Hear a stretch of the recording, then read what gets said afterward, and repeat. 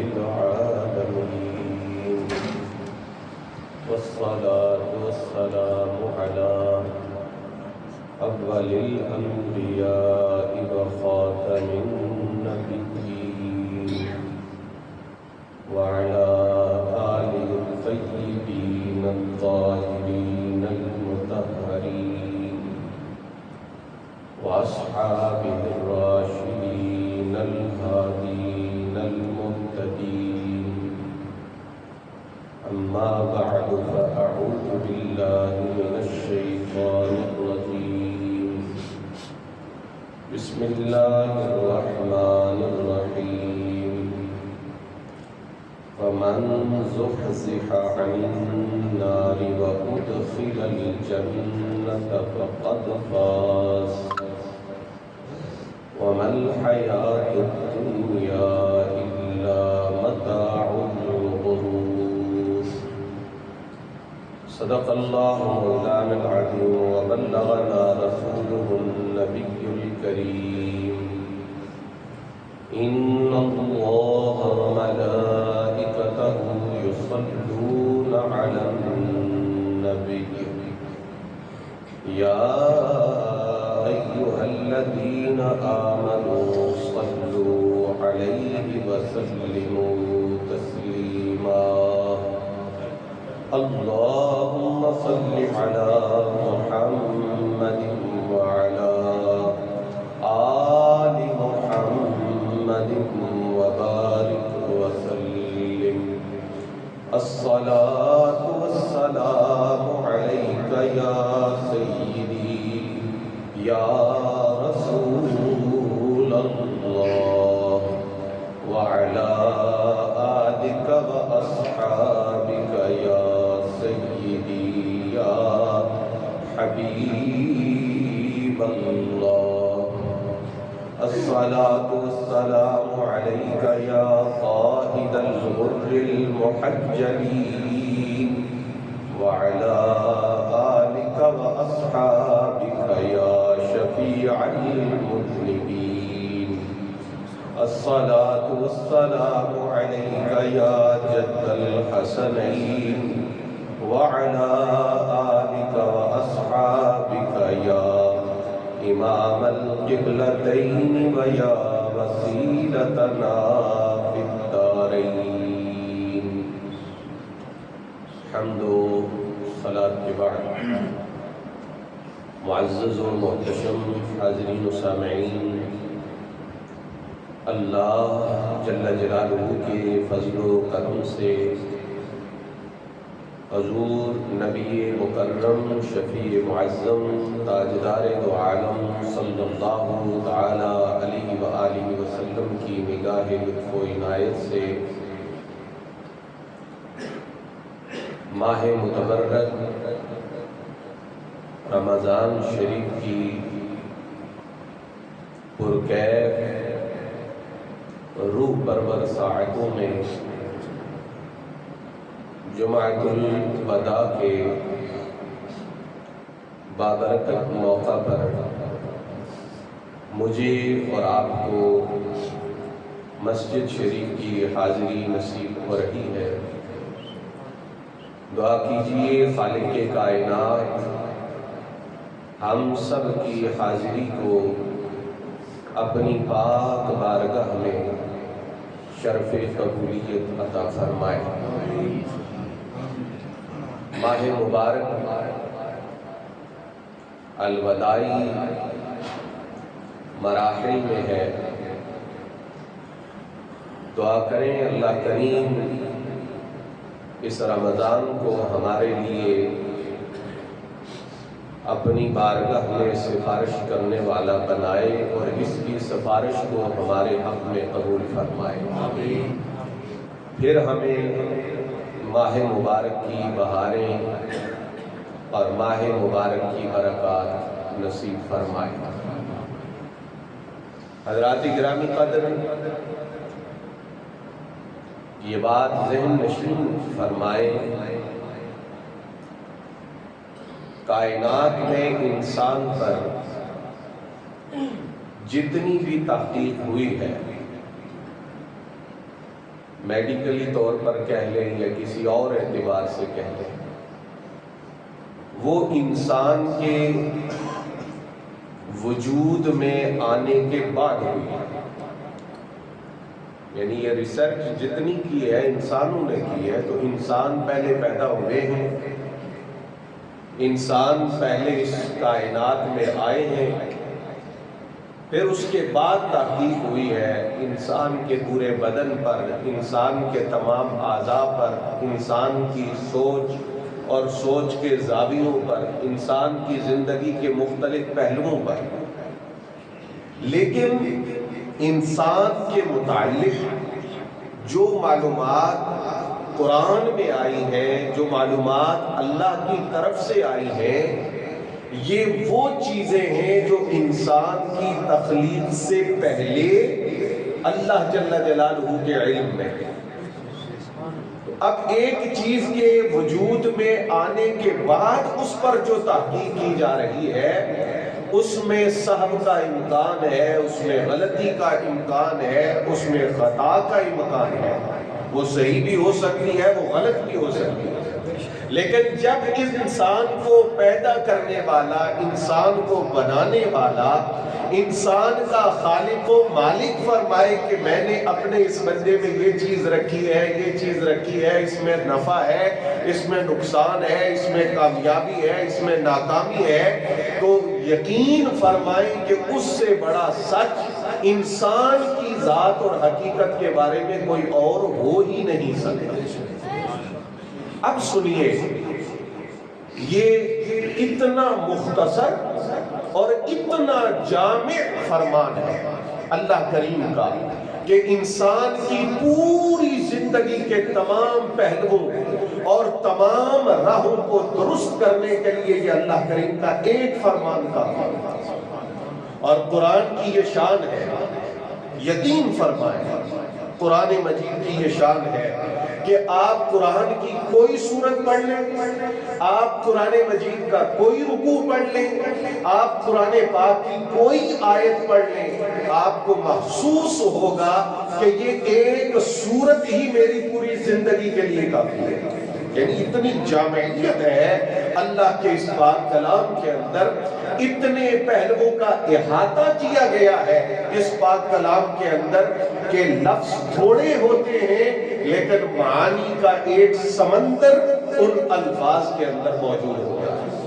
اب اللہ کریم نے ارشاد فرمایا لوگوں بس ایک بات پلے باندھ دو، فَمَنْ زُحْزِحَ عَنِ النَّارِ وَأُدْخِلَ الْجَنَّةَ فَقَدْ فَازَ. آخری امتحان، اس کے بعد پھر کوئی امتحان نہیں ہے. جو اس امتحان میں کامیاب ہو گیا اسے کبھی ناکامی نہیں آ سکتی، پاسبل نہیں. آخری امتحان اللہ کریم فرماتا ہے فَمَنْ زُحْزِحَ عَنِ النَّارِ، جو شخص دار آخرت میں مکمل طور پر اللہ کے عذاب سے بچا لیا گیا، دور رکھا گیا، محفوظ رکھا گیا، اللہ کی پناہ میں رکھا گیا، وَأُدْخِلَ الْجَنَّةَ، اور پھر اسے جنت میں داخل کر دیا گیا. فرمایا فَقَدْ فَازَ، یہ شخص ہے جو حقیقت میں کامیابی کی ساری منزلیں حل کرے گا. نچوڑ، خلاصہ. اب اس میں ایک لطیف بات ہے اور وہ یہ کہ اگر کوئی جہنم میں جا کر یا قبر میں اللہ کے عذاب سے گزر کر بالآخر جنت میں داخل ہو جائے تو وہ بھی ان کافروں سے جو ہمیشہ کے جہنمی ہیں، کروڑوں نہیں، اربوں نہیں، کھربوں گنا بہتر ہے ان کافروں سے جو ہمیشہ کے عذاب میں. لیکن اس آیت میں کیا فرمایا گیا؟ فرمایا فَمَنْ زُحْزِحَ عَنِ النَّارِ، جس کو اللہ نے مکمل طور پر اپنے عذاب سے محفوظ رکھا. نہ قبر میں عذاب آیا، نہ حشر کے دن عذاب میں پڑا، نہ پل صراط سے گزرتے ہوئے جہنم میں گرا، مکمل طور پر اللہ کی حفاظت میں اور اللہ کی پناہ میں اور اللہ کے عذاب سے محفوظیت میں رہا، اور پھر ان منزلوں سے گزرتے گزرتے گزرتے جنت پر تک پہنچ گیا، جنت میں داخل ہو گیا۔ فرمایا فقد فازا، یہ وہ بندہ ہے جس کو حقیقت میں کامیابی نصیب ہو گئی۔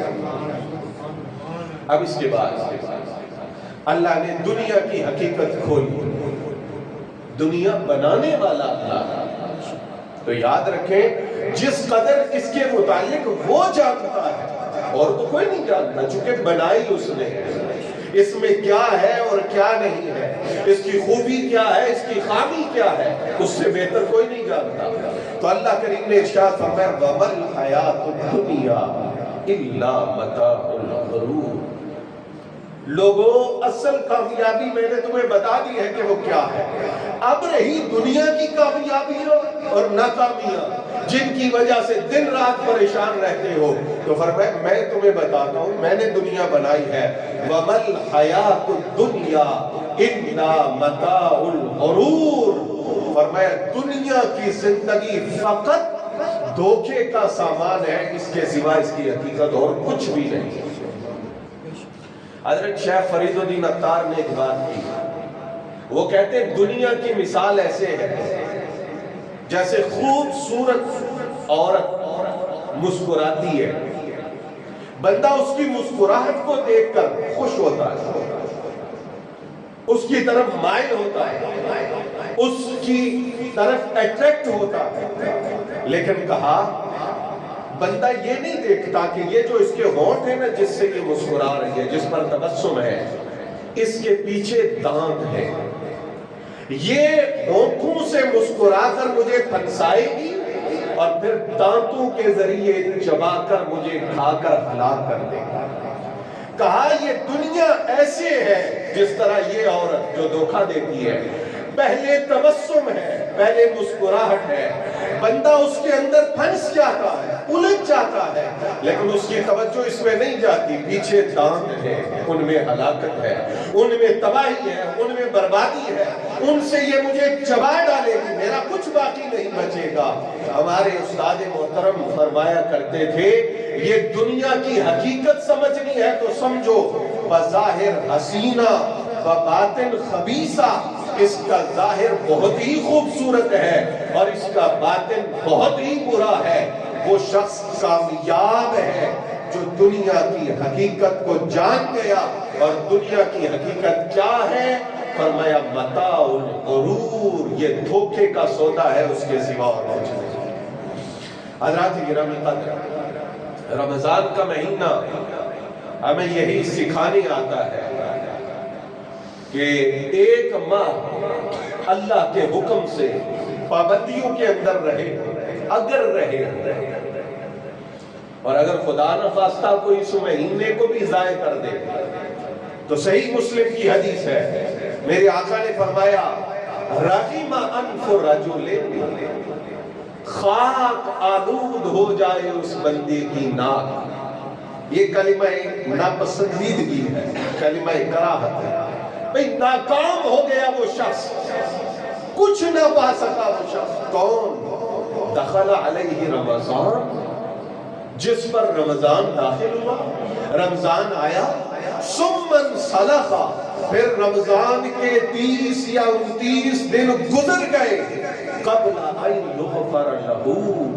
اور وہ بخشش ہی نہیں کروا سکا، وہ گناہ ہی نہیں بخشوا سکا، وہ توبہ ہی نہیں کر سکا۔ اس کا مطلب یہ ہے، یہ حدیث یہ بتاتی ہے کہ کائنات کے اندر اللہ کے بنائے ہوئے ایام اور اس کے بنائے ہوئے مہینوں میں جب بھی بخشش مانگو ملتی ہے، لیکن رمضان تو ایسا مہینہ ہے جس میں رب کی بخشش بندوں کو بلا رہی ہوتی ہے، رب کی رحمت بندوں کو طلب کر رہی ہوتی ہے۔ اگر یہ بھی ضائع ہو گیا تو پھر اس کے پلے کیا بچے؟ اگر یہ رمضان المبارک ایسے گزرا کہ اللہ کے احکام کی پابندیاں کی ہیں، رب تعالیٰ کے ایک ایک حکم کو اپنے سر آنکھوں پہ رکھتے ہوئے دل سے لگایا ہے، تو رمضان ہمیں یہ سکھاتا ہے کہ جس طرح مہینہ گزارا ہے اس طرح پوری زندگی گزار لو۔ پھر جس طرح رمضان کا انعام عید کی شکل میں ملتا ہے، اللہ تعالیٰ رمضان جیسی زندگی گزارنے والے کو ایسی موت دیتا ہے، وہ دنیا سے جاتا ہے، لوگ غمگین ہوتے ہیں اور وہ اپنے رب کی نعمتوں کو دیکھ کر خوشی سے رب کی بارگاہ میں پیش ہو رہا ہے، گویا کہ اس کی عید ہے۔ حضرات گرامی قدر، حضور رحمت عالم نے ارشاد فرمایا، حاسبوا انفسکم قبل ان تحاسبوا،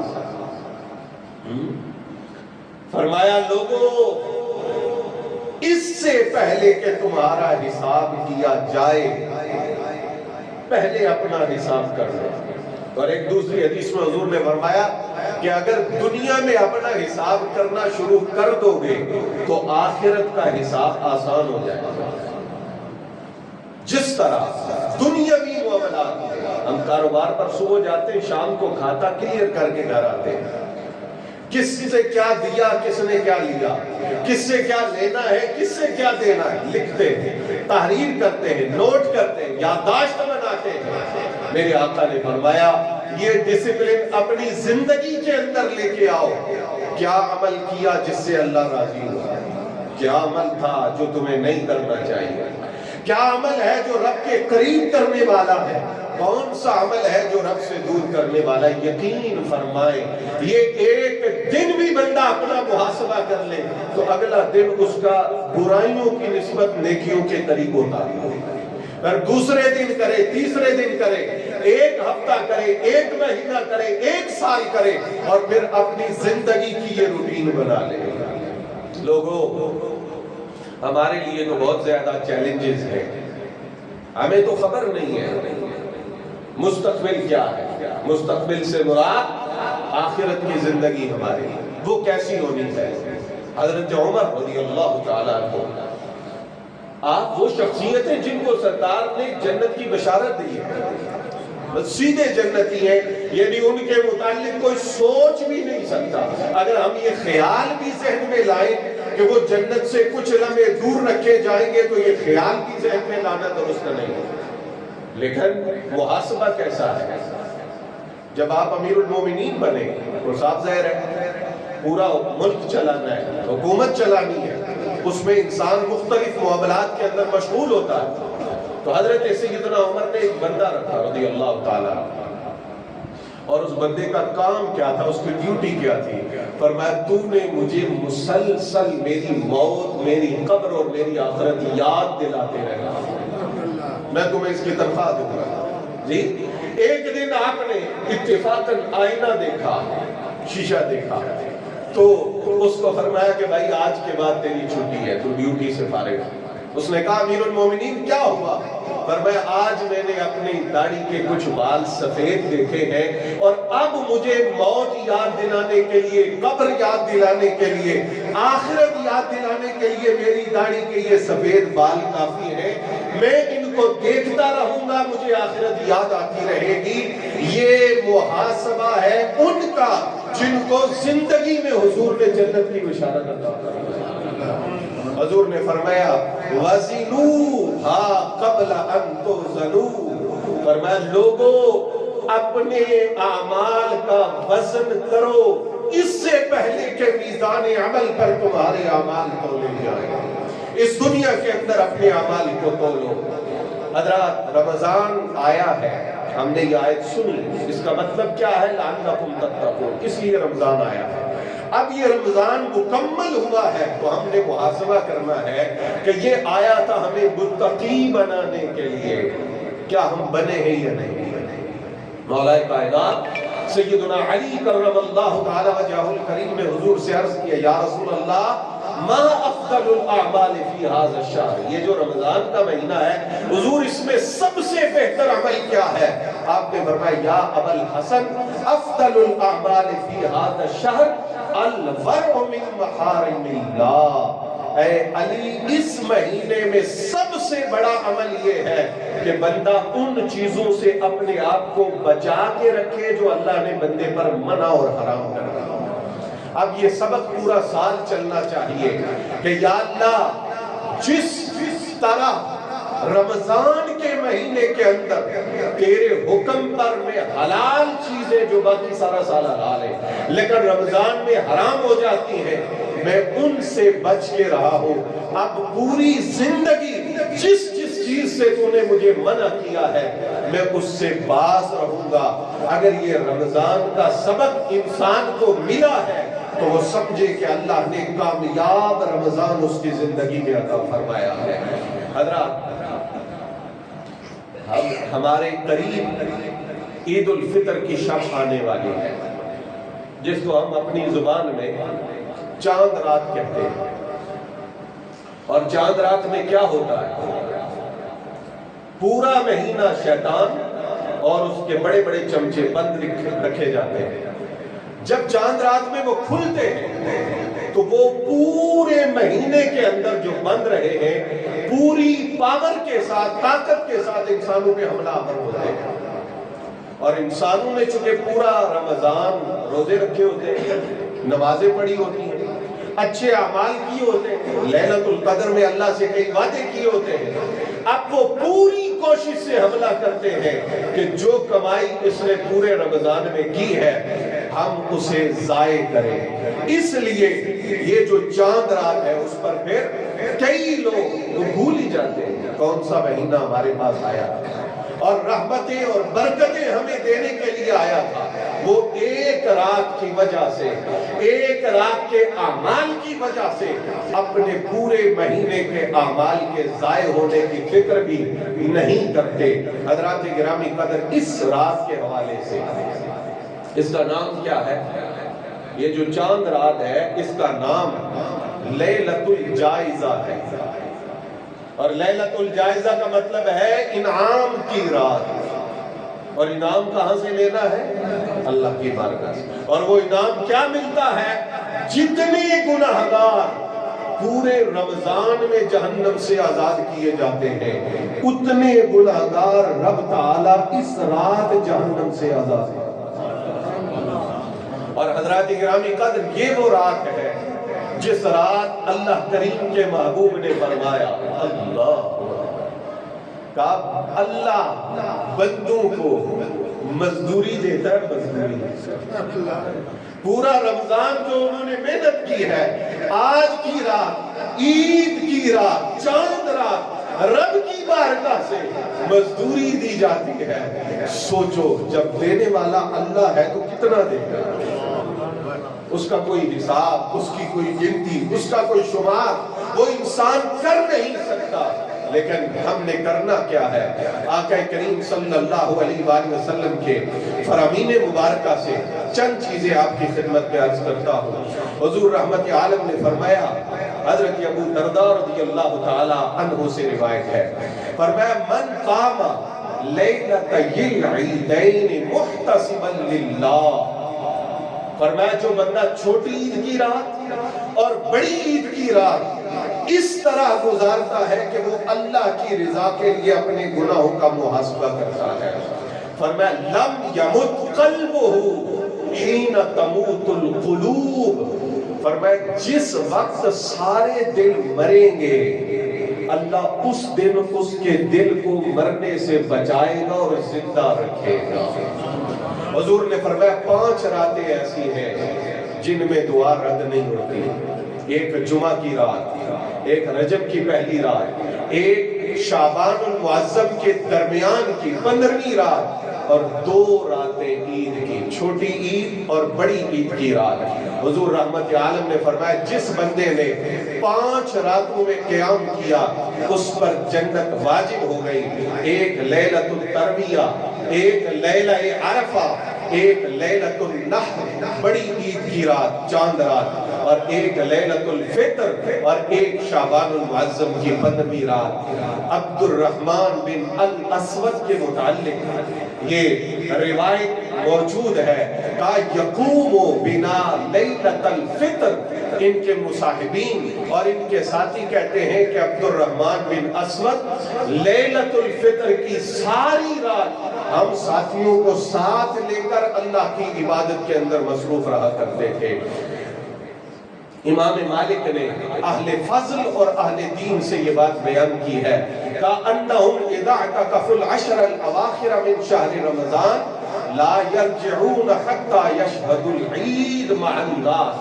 कहा अहले फज़ल और अहले दीन अल्लाह के नेक बंदे ऐसे भी हैं कि जो रमजान के आखिरी अशरा में इत्तिकाफ करते और फिर ईद पढ़ के अपने घरों को जाया करते, यानी ये आखिरी रात भी मस्जिद के अंदर गुजारते। हज़रात गिरामी क़द्र हुज़ूर रहमत आलम सल्लल्लाहु तआला अलैहि वसल्लम के फरामीन मुक़द्दसा की रोशनी में ये बात बड़े वाज़ेह तौर पर समझाई गई है कि हमें पूरे रमज़ान की तरह लैलतुल ईद और लैलतुल फितर को भी अल्लाह की इबादत में गुजारना चाहिए। दुआ है परवरदिगार आलम हमें तौफीक अमल मरहमत फरमाए। वमा अलैया इल्लल बलाग।